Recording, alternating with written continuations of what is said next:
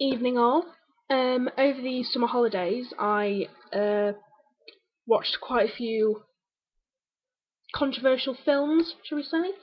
I've already done reviews on August Underground Mordom and a Serbian film, and I watched. This was quite a while ago actually. I haven't done a video in ages.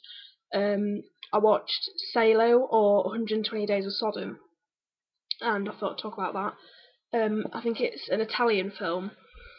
It was subtitled obviously, and it was must be 70s 80s, and I'm not really sure. I know what it was about, but I don't really know the message or why this was happening.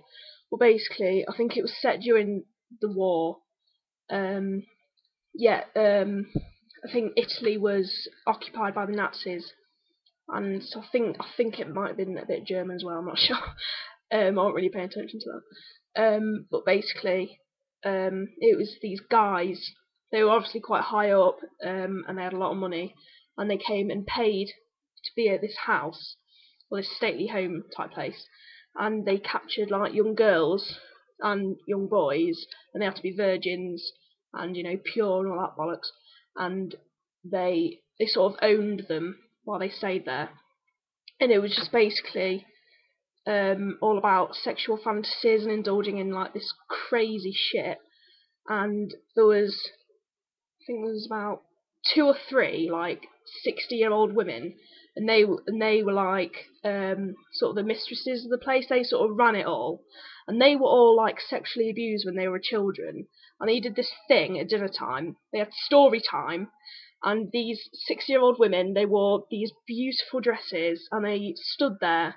There was a piano player who were playing, amazing piano music, and these women were telling stories about how they were sexually abused in really, really like descriptive terms, and they were really, talking about. They weren't really talking about how they felt because they didn't want to make it a bad thing. They were like glorifying it and saying how amazing it is now that they had been abused, and like I don't know, it was crazy. They were sort of talking about how these doctors just used to like groom them, and this doctor like told her to piss on him, and oh, it was disgusting. And how she was like anally raped and everything.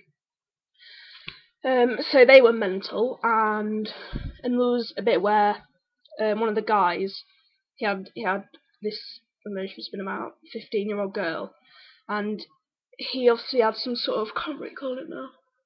It's basically a fetish where you like feces. So he had a shit on the floor, and then he made her eat it, and she was not enjoying it. Obviously, she was crying her eyes out, and everyone was like egging her on, and it's all this weird shit happens. Basically, if you want to know what happens, then watch it. But if this is grossing you out, what I'm just telling you, then don't watch it. So I don't really know why this facility was made or what was the purpose of it, but it happened, and it's not a true story, really. So that was that, and I thought I'd do a bit of a book review as well.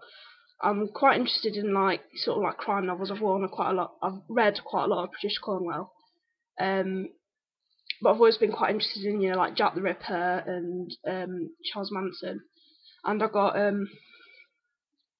Helter Skelter by Vincent Bugliosi, and I think he was involved in the case when this all came to light, and it's really detailed. I'm not even halfway through at the minute because I've just started my A level, so I don't want it to conflict with it.